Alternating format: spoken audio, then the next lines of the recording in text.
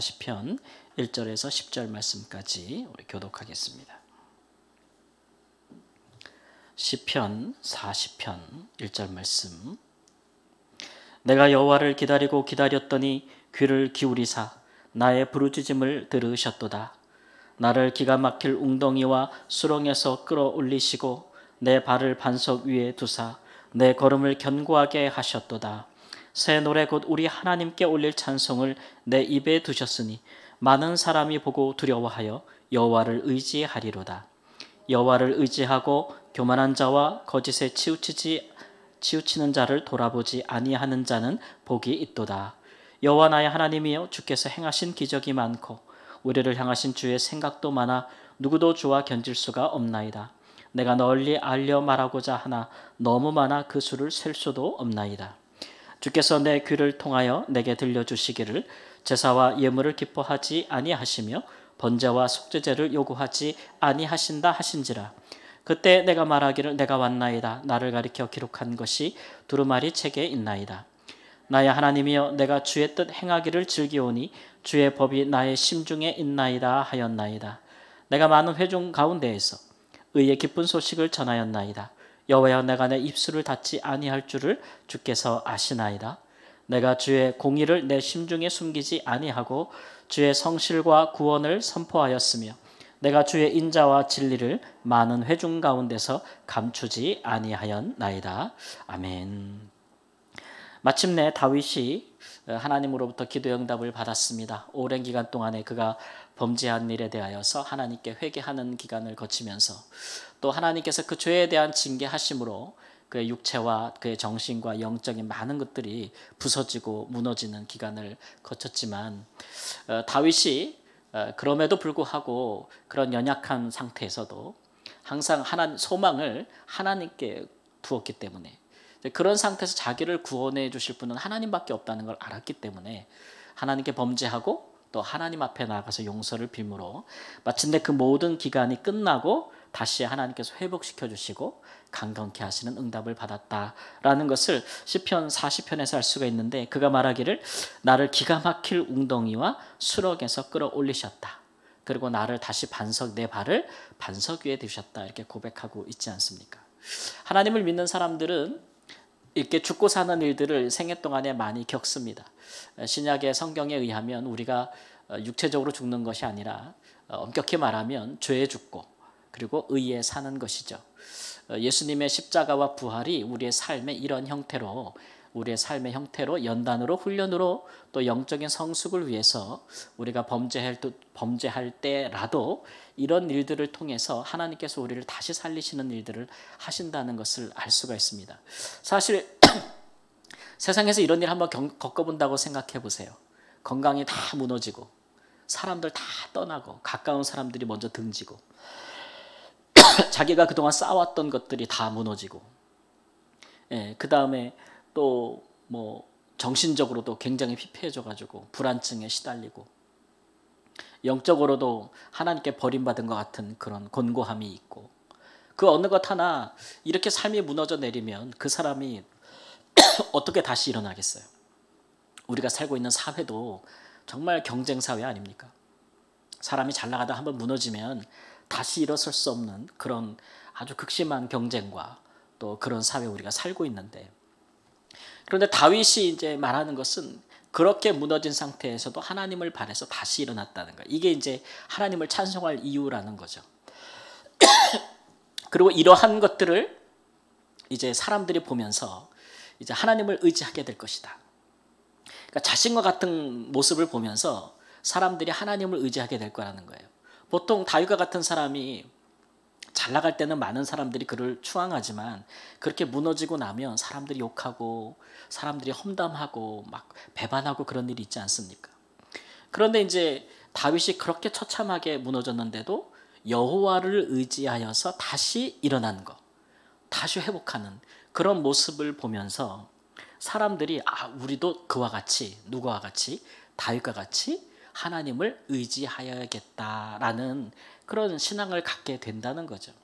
그런 것을 인하여서 다윗이 하나님께 찬송하고 사람들에게 하나님에 대해서 선포한다는 것입니다. 우리 하나님이 이런 분이시다. 우리 하나님이 이런 분이시다는 거죠.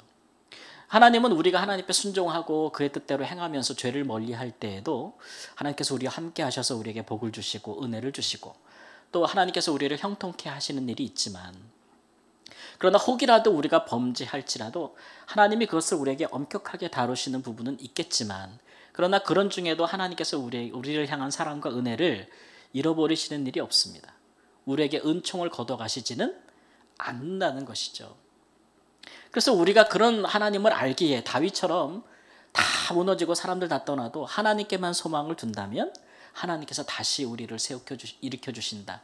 이것이 많은 사람들에게 소망이 되고 복음이 될 수 있다는 것을 다윗이 알았기에 그가 기다리고 기다린 후에 자기가 회복되고 나서는 사람들 앞에 이러한 하나님에 대해서 선포할 수 있었다. 또 이러한 하나님에 대해서 노래했다라는 것을 오늘 본문 말씀에 이야기해 주고 있습니다. 또 하나는 뭐냐 하면 죄송합니다.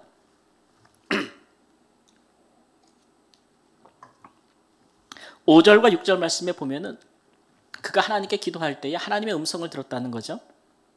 하나님의 음성을 들었다는 겁니다. 근데 그 음성이 전혀 없던 것은 아니고 이제 두루마기에 있었던, 그가 전에도 읽어볼 법한 두루마기에 있던 말씀을 그가 기도할 때 하나님 직접 주셨다는 건데, 그게 뭐냐면은 내게 들려주시기를 제사와 예물을 기뻐하지 아니하며 번제와 속죄제를 요구하지 아니하신다.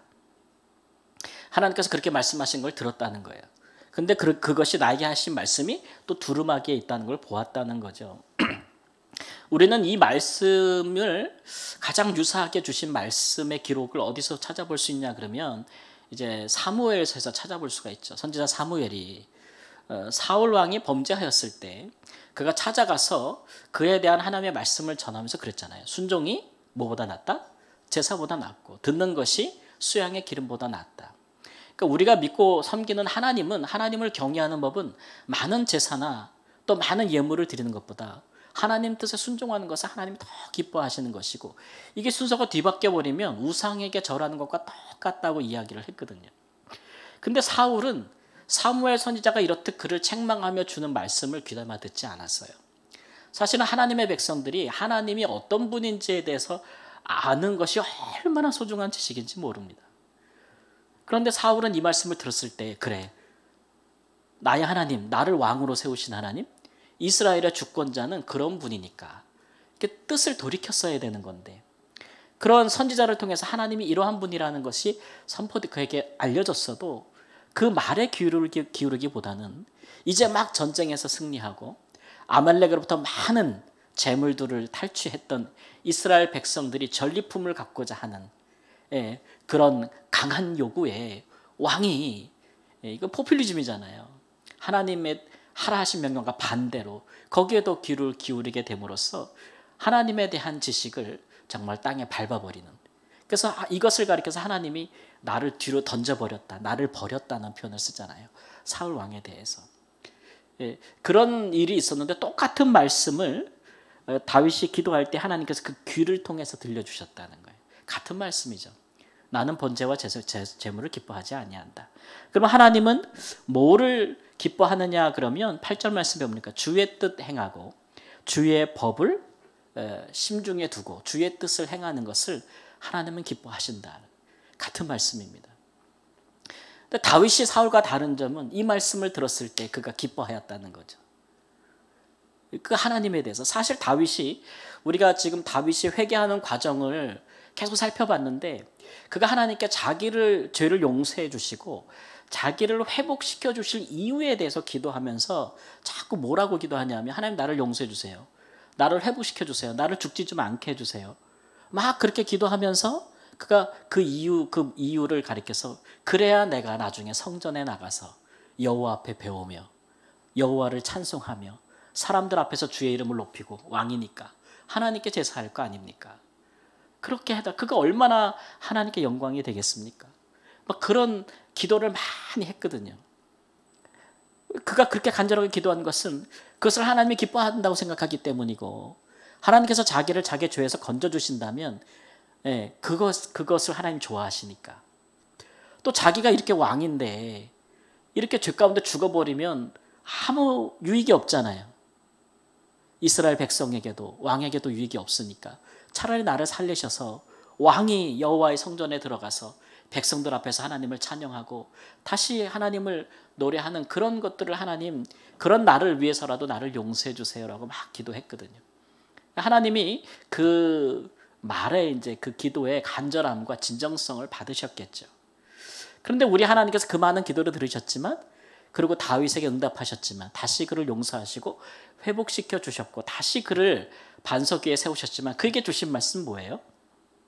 제사하고 제물드림보다 뭘 기뻐한다고요? 나의 뜻을 행하고 나의 법을 마음에 두고 행하는 것을 기뻐한다는 거죠. 기뻐한다는 거죠. 그래서 이 말씀을 통해서 하나님이 어떤 분인지를 확실히 보여준 거죠. 당시에는 많은 신들이 있고 민족들마다 섬기는 신들이 있고 우상들이 있었지만 사람들이 생각할 때 그런 우상들에게 그들이 가장 잘하고 섬기는 예법은 많은 제사와 제물이라고 생각했음이 분명하죠. 우리 하나님은 달라요. 하나님의 뜻을 존중하지 않고 하나님의 법을 행하지 않으면 수많은 제사와 제물을 거절하시는 분이 우리 하나님이시다는 거예요. 완전히 다른 분이죠. 그 같은 지식을, 하나님을 아는 지식을 다윗이 얻고 기뻐하였다는 거예요. 기뻐해. 이 마음이 중요해요. 하나님이 어떤 분인지를 알게 되는 그 지식을, 그 깨달음을 너무나 소중히 여기는 마음. 그것이 하나님의 백성들이 품어야 될 마음 아니겠습니까? 그래야 하나님의 뜻을 행할 수 있잖아요. 하나님이 어떤 분인지를 모르는데 그분이 무엇을 원하는지 어떻게 알 수 있습니까? 불가능하죠. 그래서 다윗은 이런 하나님에 대해 알게 된 것이 너무 좋아서 후에 그가 이제 그의 아들 솔로몬에게 왕위를 계승할 때에도 그에게 마지막으로 준 말이 뭐예요? 여호와를 경외하고 그의 말씀대로 행하라는 거예요. 그래야 하나님께서 너를 떠나지 아니하고 내게 약속한 모든 복을 너에게 주실 것이다 라고 그 말을 유언으로 남기지 않습니까? 마지막 가르침으로. 그것이 다윗의 생애를 통해서 어쩌면 그가 깨달아 알았던 하나님에 대한 가장 깊은 지식이라고 할 수가 있겠습니다. 하나님의 백성들은 그것을 가장 소중히 여겨야 돼요. 우리가 기도할 때에 하나님의 음성을 들을 때가 있고 또 하나님께서 다윗처럼 이미 기록되어진 성경 말씀을 다시 내 마음속에 말씀하시고 생각나게 하시기도 하고 여러모로 우리에게 말씀하실 때에 그 말씀하시는 말을 통해서 우리는 어떤 사람의 말을 통해서 그 사람의 인격이나 마음이나 뜻을 헤아려 짐작해 보듯이 하나님이 어떤 분인지에 대해서 깨달아 알려고 하는 태도가 굉장히 중요합니다. 이것이 이제 하나님을 사랑하는 사람이 가지는 태도고 우리가 기도할 때 가장 중요하게 생각해야 될 거예요. 기도할 때 물론 우리가 간구하는 기도의 제목들이 응답되기를 바라는 마음 중요하죠. 근데 그것보다도 더 중요한 것은 기도하는 과정과 역사를 통해서 또는 하나님의 응답하심을 통해서 우리 하나님이 어떤 분인지를 깨달아 아는 거죠. 그것을 우리가 다윗처럼 우리가 알고 있는 사람들에게 혹은 이야기하고 전파하고 전하는 것. 그것이 하나님이 기뻐하시고 우리가 즐거워하는 이유라. 하나님의 백성들이 하나님에 대해서 아는 것만큼 우리에게 큰 기쁨과 즐거움을 주는 것이 없습니다. 없습니다. 그것이 하나님을 경외하는 자의 품어야 될 마땅한 이제 마음의 자세라 할 수 있을 테니까 우리가 늘 기도하지만 오늘 밤에도 기도할 때 항상 기도할 때 우리 하나님이 내게 무엇이라 말씀하실고 또 하나님은 어떤 분이신가 그런 것들을 깊이 깨달아 알아서 그것으로 기뻐하고 즐거워하고 또 전하기를 좋아하고 그렇게 하나님께 영광을 돌리는 은혜가 있기를 우리 주 예수님의 이름으로 축원합니다. 아멘.